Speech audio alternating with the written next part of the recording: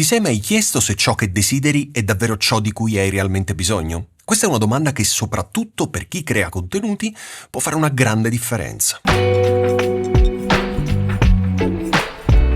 Spesso confondiamo il bisogno con il desiderio, ma il bisogno è qualcosa di essenziale, qualcosa senza cui, ad esempio, non puoi fare il prossimo video, il prossimo podcast e quindi non puoi percorrere il prossimo passo nel tuo percorso creativo. Il desiderio invece è quel vorrei, quel sogno legato a qualcosa di extra che ovviamente non è indispensabile, ma che ci attira. Allora come facciamo a distinguere l'uno dall'altro, quindi il bisogno dal desiderio? Prova a riflettere. Se stai iniziando adesso con i podcast, un buon microfono probabilmente è un bisogno perché è la base per una buona qualità audio.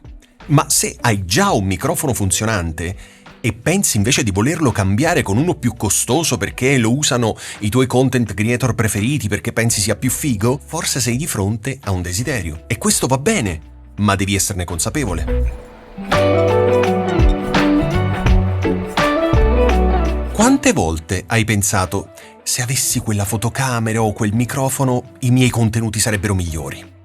Questo è un pensiero normale, un pensiero comune, però la verità è che molto spesso l'attrezzatura non risolve i problemi, ma ci distrae da ciò che davvero conta, ovvero migliorare le nostre competenze. Prendi un video, per esempio. Pensi che sia la fotocamera a fare la differenza?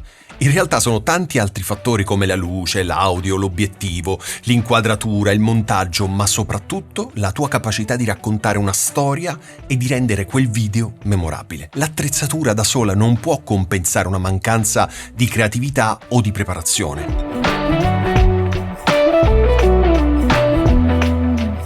C'è un rischio in tutto questo che pochi considerano. Inseguire costantemente i desideri può portarti a sentirti sempre insoddisfatto o bloccato.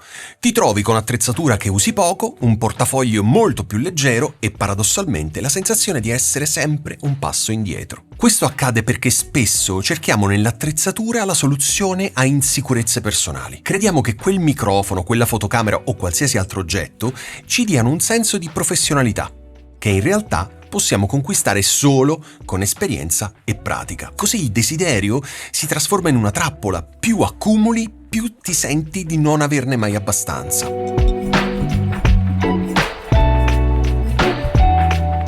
Ti suggerisco un esercizio che potrebbe tornarti utile. Quindi fermati un attimo e fai una lista di tutto ciò che hai già. Poi chiediti: cosa tra quello che desidero potrebbe davvero migliorare i miei contenuti o il mio workflow? Ad esempio, se il tuo treppiede, il tuo cavalletto per la macchina fotografica è instabile, vecchio, magari non è messo molto bene e quindi limita la qualità dei tuoi video, allora un nuovo treppiede potrebbe essere un bisogno reale.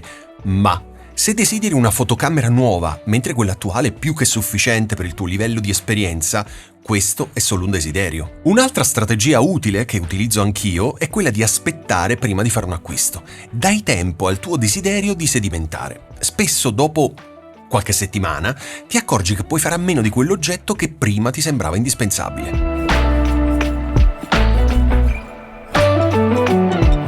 Ora ti dico una verità fondamentale. Il tuo valore come content creator non dipende dall'attrezzatura che possiedi, ma dalla passione, dall'impegno e dalla cura che metti nei tuoi contenuti. Gli strumenti sono solo dei mezzi per esprimerti, ma sei tu a dare loro vita.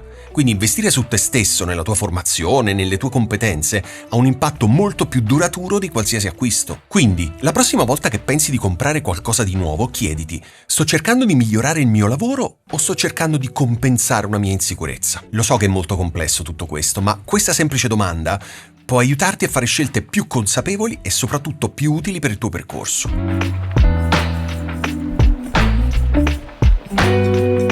Ora tocca a te. Ripensa ai tuoi ultimi acquisti. Quale era realmente un bisogno e quale invece è solo un desiderio? Raccontamelo nei commenti se ti va. Questo può diventare un momento per riflettere tutti insieme. Alla fine siamo umani, no? Tutti noi abbiamo desideri ed è normale averne. La chiave però è sapere quando seguirli e quando invece concentrarsi solo su ciò che conta davvero. Ricorda, il miglior investimento che puoi fare è su di te, non sugli strumenti.